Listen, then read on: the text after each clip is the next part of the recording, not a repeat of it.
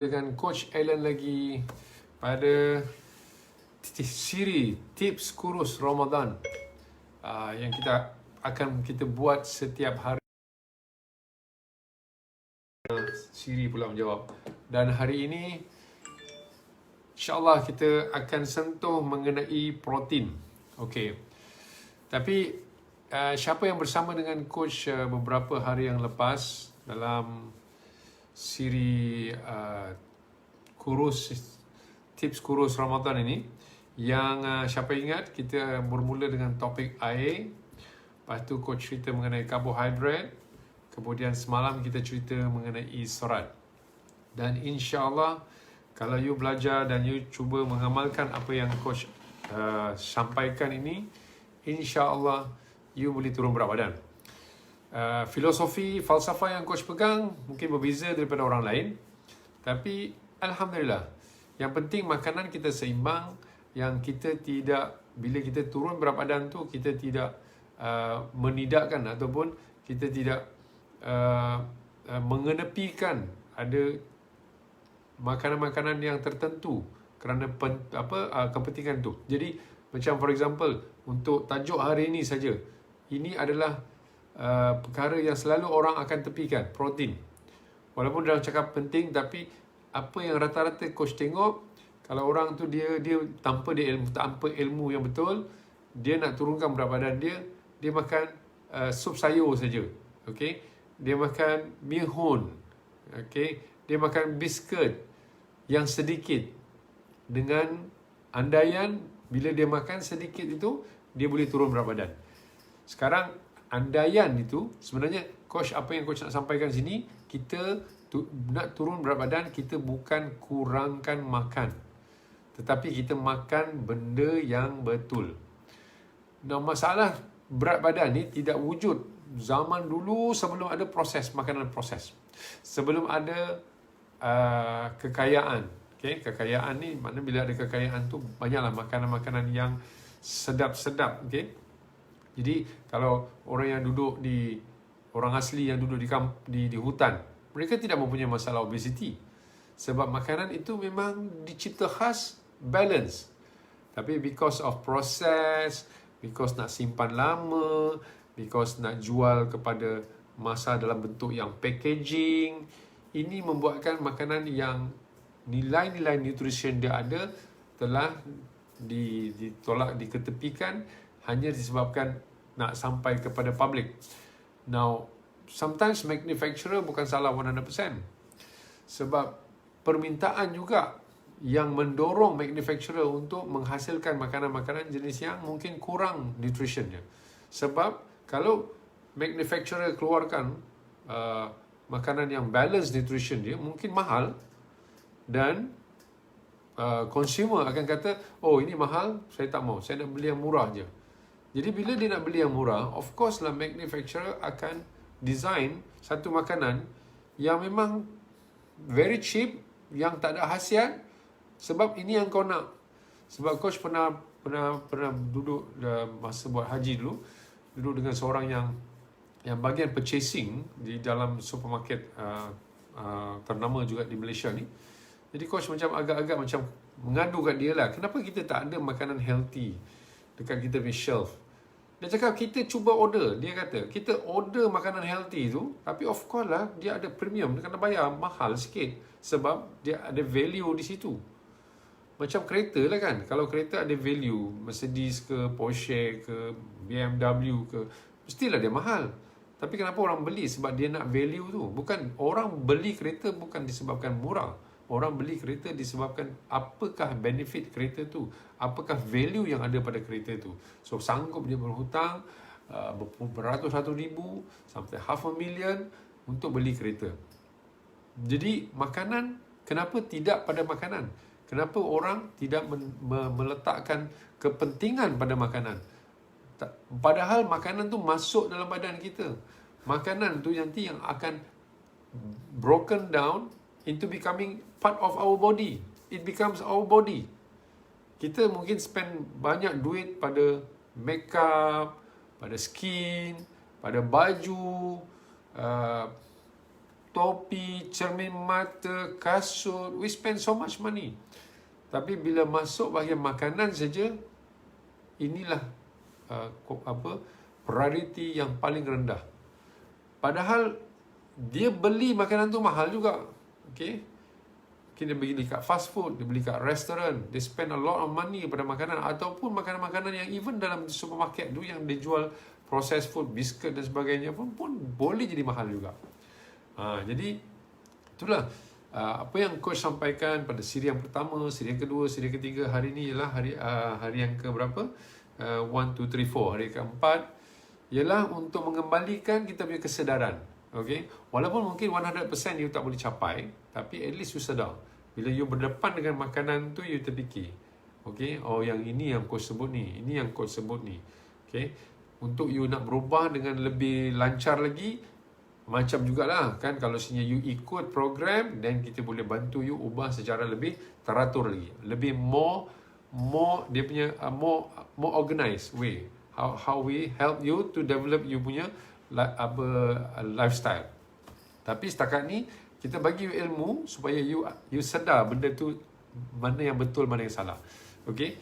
Jadi karbohidrat, kita dah cerita pasal karbohidrat semalam, 2 hari yang lepas kan, berapa pentingnya karbohidrat. Kita pilih jenis karbohidrat apa yang simple.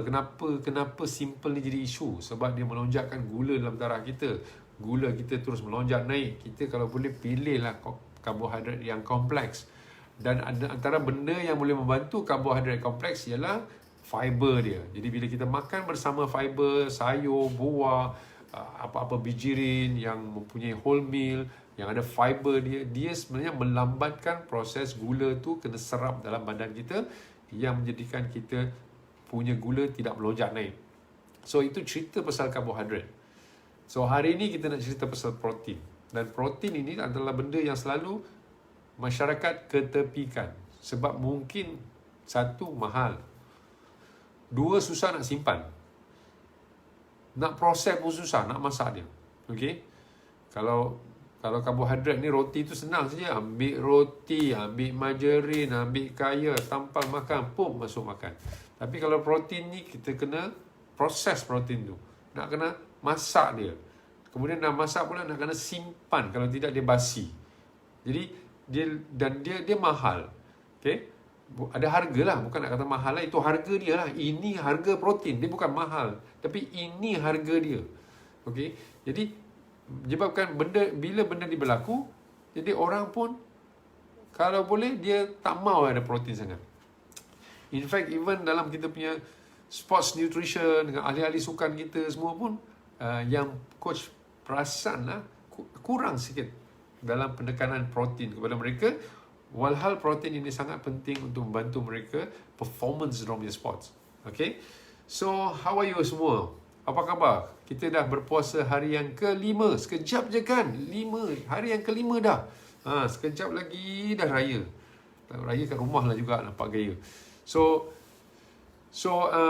cuba komen kat situ, selama ni belajar tak yang tiga hari yang lepas ni, siapa ikut, siapa bersama coach, tak miss kelas 3 hari yang bersama, 3 hari yang lepas ni. Bagi semangat kat coach sikit. Adakah you all dapat something kat situ? Okay, kita nak cerita pasal protein. Okay, jadi sementara tunggu you all ni, coach akan masuk bahagian protein terus. Dan silakan bagi komen, silakan bagi like. Okay, sekejap, coach lupa nak buat sini. Coach nak tengok juga, make sure. John dah bagi hi John, thank you John. Bagi komen, thank you very much. Tengok siapa lagi yang bersama kita. Sekejap ya. Alright, we are online. Alright, so now protein. Okay, I hope this will help you, membantu you punya daily punya pemakanan everyday. Now, apakah benefit kita mencukupkan protein? Sebelum kita cakap pasal protein nanti, apa yang protein semua nanti, coach nak cakap pasal benefit dulu. Apa benefit dia bila kita cukup makan protein dalam kita punya diet? Itu nombor 1, kita rasa lebih kenyang dan lebih puas. Jadi kalau kita bergantung kepada sugar saja, makanan yang karbohidrat saja ataupun simple sugar. Ingat kan coach pernah sebut simple sugar tu dia akan trigger kita punya mind untuk makan lagi, untuk makan lagi. Opposite dengan protein memberikan kita rasa puas dan kita rasa kenyang. So dia memberikan kalori juga. Okey, dia pun juga part of sumber kalori kita dan dia memberikan kepuasan kepada kita. So combination karbohidrat dengan protein ini memberikan satu kombinasi yang bagus. Kenapa? Sebab karbohidrat akan memberi kita instant energy. Kalau kita lapar kan, kita dalam diet, katalah ini bukan puasa kan, kita dalam diet atau berpuasa sekalipun. Okey, kita buka puasa, of course lah kita nak immediately energy. Kalau kita tak makan energy food, nanti perut kita jadi letih. Perut kita tak boleh nak bekerja sebab dia weak. So kita kena makan karbohidrat dulu. Sebab karbohidrat ni akan diserap daripada diproses daripada mulut lagi sampai perut pun dia dah hadam. Dia dah serap. So by the time karbohidrat dah habis digunakan sebagai energy, then protein takes over. After 1 hour tu, then protein take over. Sebab protein lambat sikit dia nak digest. Dia nak synthesize lambat sikit untuk memberi tenaga.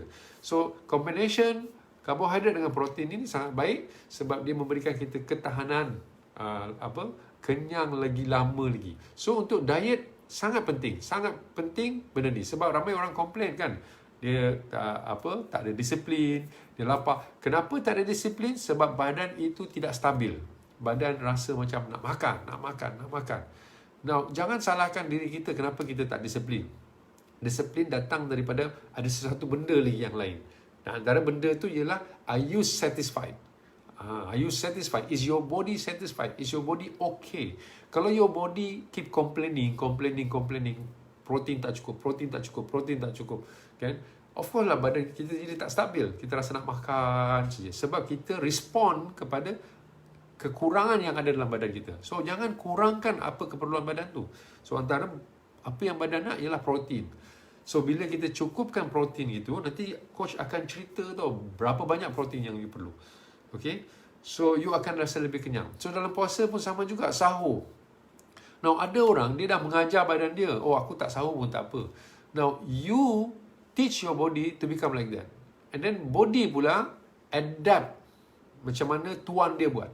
Tetapi tidak semestinya itu yang terbaik. Even Nabi SAW pun tidak bagi kita miss sahur. Kan, sekurang-kurangnya you bangun, minum, makan sedikit kurma, minum. Now, sahur, if you take proper nutrition, proper meal, dia akan give you prolonged energy dan memberikan kita lebih manfaat pada siang hari daripada kita tidur saja. Ada je kau nampak kan, orang puasa saya tidur sampai zuhur. Lepas tu zuhur nanti mamai sikit, sekejap lagi dah azan maghrib dah. Itu taklah berapa ni kan. Kemudian nanti tarawih tak larang dah. Kita kan puasa ni sebenarnya kita lagi kuat kerja tau. Siang dah lah bekerja, macam coach ni bekerja ni siang, okay? Siang dah lah bekerja, malam tarawih pula. Jangan tarawih ni nak baca Quran lagi, nak ini lagi. No, we need a lot of energy. We need a lot of proper food. Bukannya Ramadan ni masa yang kita nak betul-betul layu. Apa panggil orang Islam macam tu? Malulah kan. We as a Muslim, when Allah jadikan benda ni, Allah tidak menyusahkan kita. Allah tidak membuatkan kita susah. Tapi kita yang sebenarnya tidak pandai mengolahkannya kan. Bila kita sebut la haula wala quwata illa billah, selalu sebut insya-Allah kita dapat kekuatan. Waalaikumsalam semua. Ira, Jurina. Yes, Jurina, saya sahur susu sunlight dan kurma saja. Tak apa, nanti kita dengar Okay. So, itu nombor 1. Jadi kita rasa puas dan kenyang. Nombor 2 ialah kita tingkatkan metabolisme. Okay, dengan cukupnya protein dalam badan kita ni, metabolisme kita meningkat, menaik. Okay, sebab dia mempunyai cukup bahan untuk buat pembakaran yang terbaik, synthesizing all the protein, the sugar dan sebagainya. So maknanya you boleh bakar lebih banyak lemak bila you punya kadar metabolisme menaik. Ramai saja orang tanya kan, coach, apakah makanan yang boleh meningkatkan kadar metabolisme? The major thing is protein. Actually, the major thing is everything that is balanced. Tapi sekarang ni coach nak sebut ramai orang tak balance. Bila tengok pasal protein saja memang sedikit. Dia sedikit saya makan protein. Tambah-tambah orang nak berdiet, yang diet salah faham ni. Diet yang tak ada ilmu. Dia diet, dia makan sedikit dengan protein-proteinnya dia tak makan. Okay? Now, ketiga, apa benefit bila kita diet cukupkan protein? Antaranya ialah bila kita turun berat badan, kita punya kulit firm. Okay? Bila you kurang makan protein, dia tidak mempunyai bahan untuk work dengan kulit kita. Jadi kulit kita geleber. Biasa kan kita nampak orang yang turun berat badan ni perut macam tu kan. Okay? So, you have enough protein. Tapi yang ini pula bukan setakat protein saja. Sebab yang menjadikan kulit, 80% of our structure kulit ialah collagen. Collagen datang daripada amino acid. Yes, betul. Dia datang daripada broken down of protein to become amino acid. Dia from amino acid. Tetapi it's a combined amino acid. Maksudnya banyak amino acid di-combine untuk jadikan collagen. Tapi collagen ini juga, structure collagen ini juga adalah daripada vitamin dan daripada minerals. Okay? So maknanya protein dan sayur-sayuran, buah-buahan ini tidak boleh di-miss. Tak boleh miss dengan vitamin dan minerals. Okay? Kalau boleh kita ambil suplemen lah. Alright? Jadi tanpa protein, tanpa cukup protein, dia tak boleh create collagen dia. Dan tak boleh create collagen, nanti kulit kita pun jadi kita tak boleh memperbaharui kulit tu.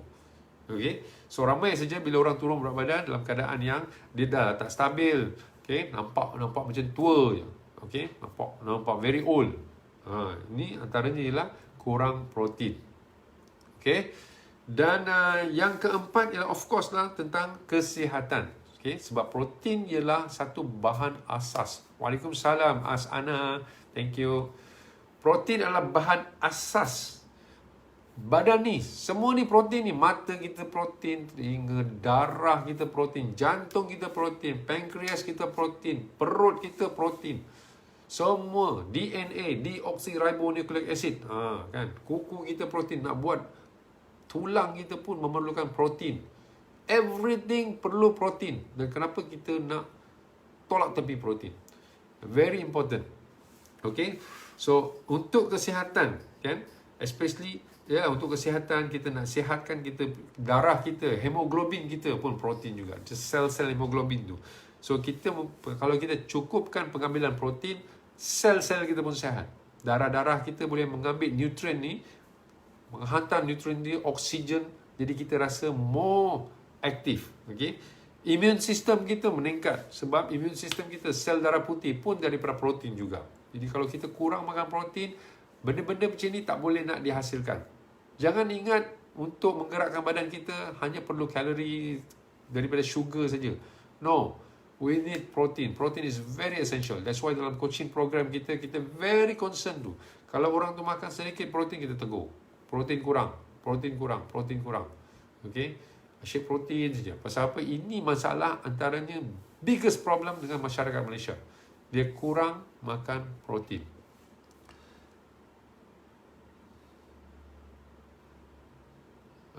Okay, betul Amin. Okay? Kena praktis sikitlah you punya pemakanan tu.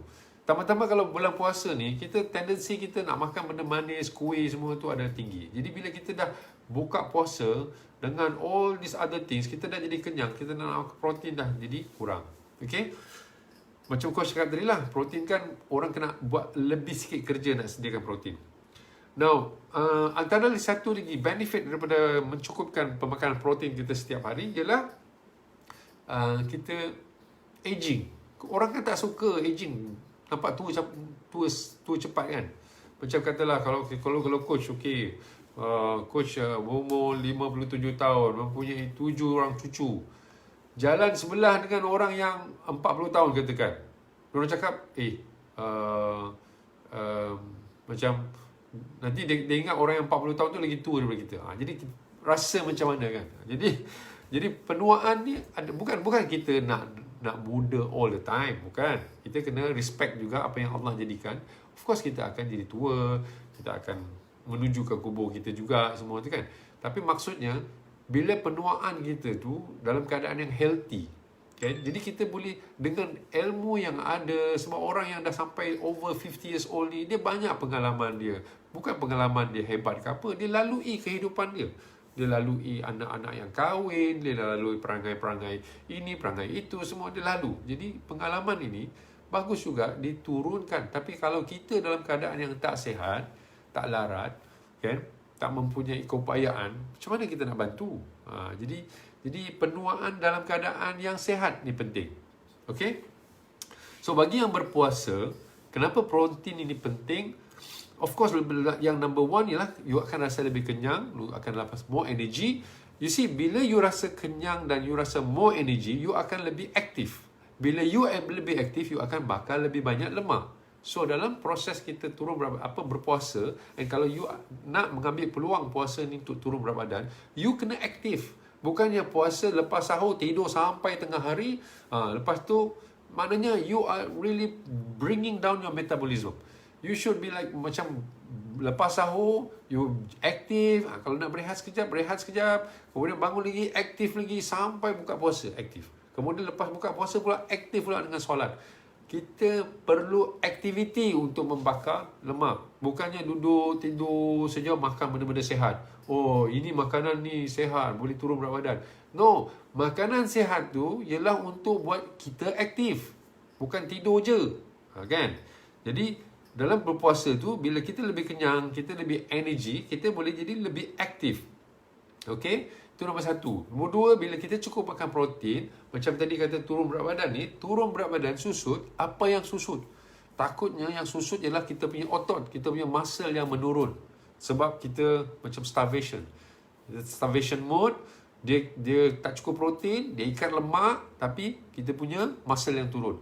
Bila raya nanti, you akan makan macam dinosaur. Sebab tanda-tanda orang yang tak boleh kontrol makan lepas raya ialah sebab mereka lost muscle.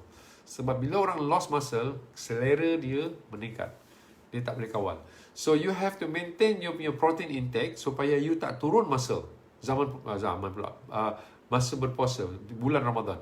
Bila time raya nanti, you are more in control. Okay? Nombor satu, you are more in control. Nombor dua, you are more active. Nombor dua, your metabolism is at the peak. You are very healthy. Okay?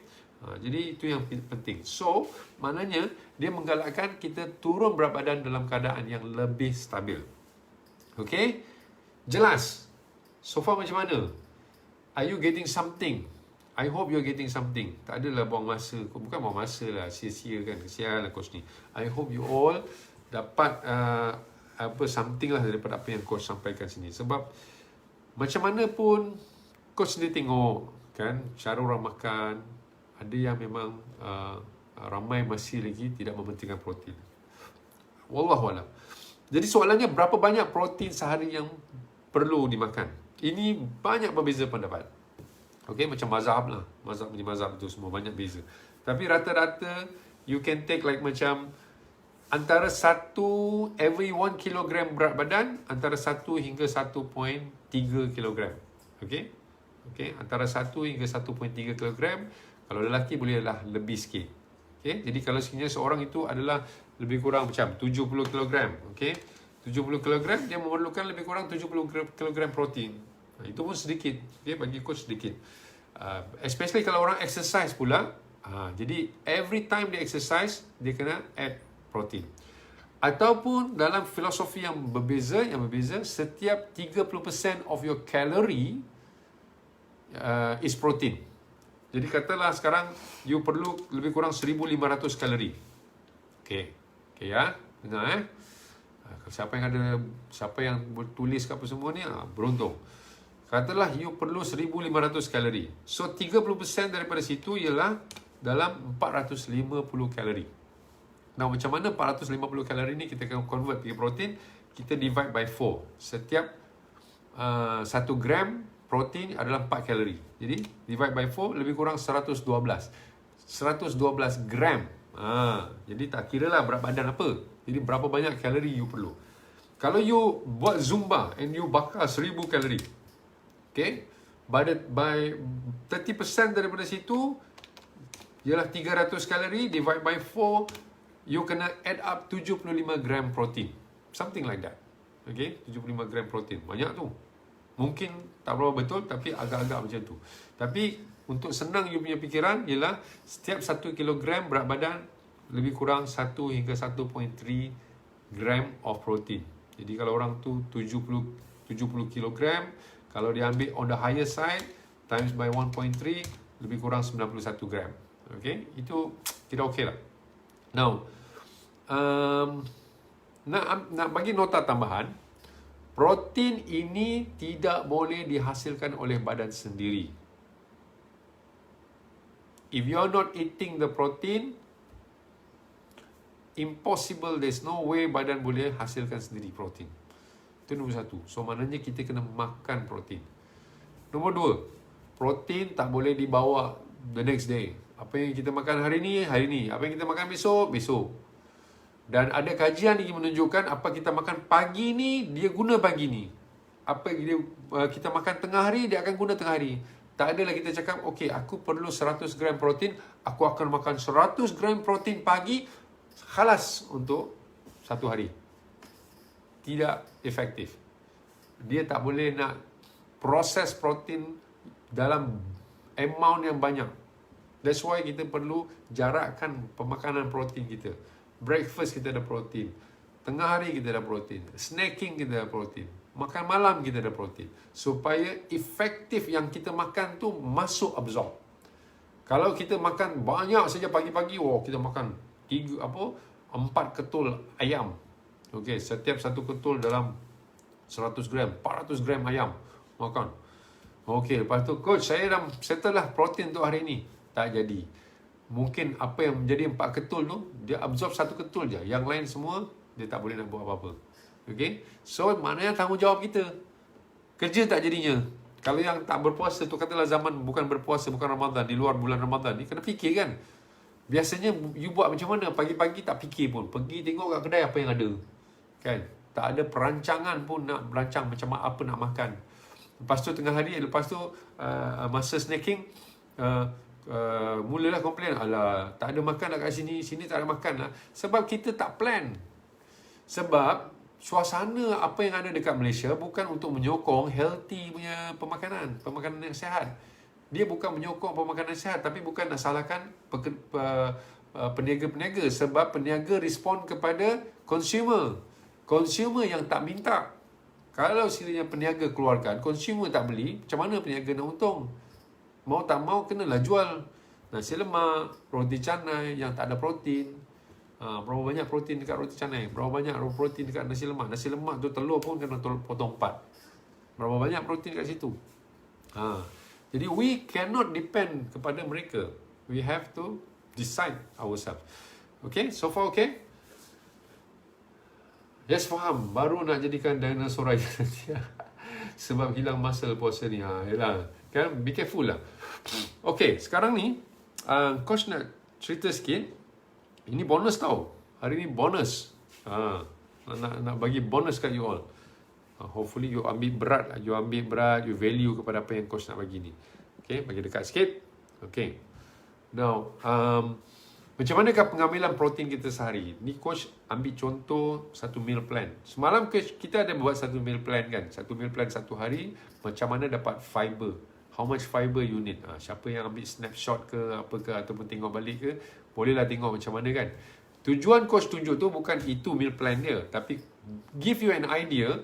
Kalau kita tak makan fiber pada satu meal tu, macam mana kita nak cukupkan? Jadi maknanya apa yang coach cakap, keperluan sehari, you actually kena include fiber in all your dietary. Your breakfast, your lunch, your dinner, to achieve that 30 gram fiber untuk lelaki, 25 gram untuk perempuan. So untuk hari ni coach akan guna benda yang sama, tapi coach tambah kat kuning kat sini ni, yang kuning kat sini ni coach tambah protein. So basically it's the same juga semalam. Okay, siapa yang bersama dengan coach malam, kita ada cakap pasal whole meal, ingat tak? Jadi bila tengok dalam label, in fact dalam sini whole meal pun dia memberikan protein. In fact 7.2. Something new for me also. Dalam coaching program pun kami tak sentuh benda ni. Tapi itulah cakap, you all bonus. You all akan dapat apa yang coach belajar dan coach akan share. Okay, so whole meal ni sebenarnya boleh memberikan kita 7.2 gram protein. Harap-harap whole meal tu cakap betul lah. Inilah manufacturer kan, bila orang cakap natural food. Natural food, macam mana kau nak dapatkan natural food? Okey lah, kau uli tepung sendiri, kau buat sendiri. Ini bukan natural, ini ialah kilang buat. Okay, kalau natural, you sendiri ambil tepung tu, you sendiri ambil ni, you sendiri tahu apa bahan-bahannya. Tapi ini kita kena bergantung kepada label kilang tu. So, tapi no problem. Dalam dunia sekarang ni kita tak boleh 100% natural sebab kita melawan arus namanya. Okay? Kereta pun dah tak natural. Kita tak naik kuda sekarang ni. Kita naik kereta, kita naik kapal terbang. Okay ya.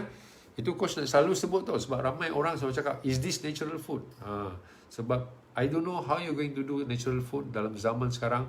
If you're working, if you are busy, even suri rumah sekarang pun tak ada masa nak menyediakan makanan dia sendiri. Suri rumah tu, kan? Apalagi orang yang kerja pukul 6:30 pagi dah kena keluar. No way, alright? So we have to berpijak di bumi yang nyata. Okay, so whole meal ni 7.2 gram protein. Okay, boleh nampak I hope boleh nampak. Now, pisang ada protein sikit, 1.3. Kemudian telur dalam 12 gram. So we already have something like about 20 gram of protein untuk pagi. Dan tengah hari kita ambil roasted chicken. Roasted chicken tu ialah ayam bakar lah kan. About 26 gram of protein. Kemudian brown rice tadi, brown rice lah, bukan nasi putih. Brown rice ada protein dia, 5.2 gram of protein. Ingat kan siapa yang ikut live coach malam tu, kulit dia mempunyai tinggi protein dengan dia punya germ tu. Germ tu tengah-tengah tu kan. Okay.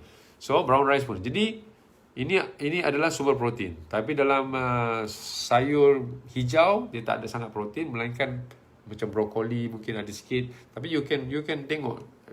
Mr. Google pun dah good enough lah. Okay. Pear pun mungkin coach tak ambil kira. Now, snacking almond 6 gram protein. Snacking petang lah, pukul 4 ke apa kan. Kemudian malam kita ambil dinner yang lebih kurang sama macam di atas. Cuma kita tambah sikit di sini ada red bean. Red bean ada 1.7 gram protein. So ini semua adalah 90 gram protein. Nampak tak? So macam mana dia punya penyediaan tu? Jadi ada orang cakap, coach saya malam ni makan mihun je. Mihun sup. Dia ingat sup tu, mihun sup tu, dia ingat itulah diet. Siapa yang baru join program tu selalu macam ni lah. Kami dalam 3 hari yang pertama, macam 4 hari bulan ni kita start. 3 hari yang pertama biasanya kita ni pening kepala nak mengajar saja orang yang lama tu, yang menggunakan dia punya konsep lama tu. Dia punya school lama tu. Ini cara aku diet. Even orang yang dah turun 20 kilo pun banyak juga kami kena betulkan balik. Dia dah turun 20 kilo, tapi dia tak boleh turun lagi. Dia stuck. 7 bulan dia stuck.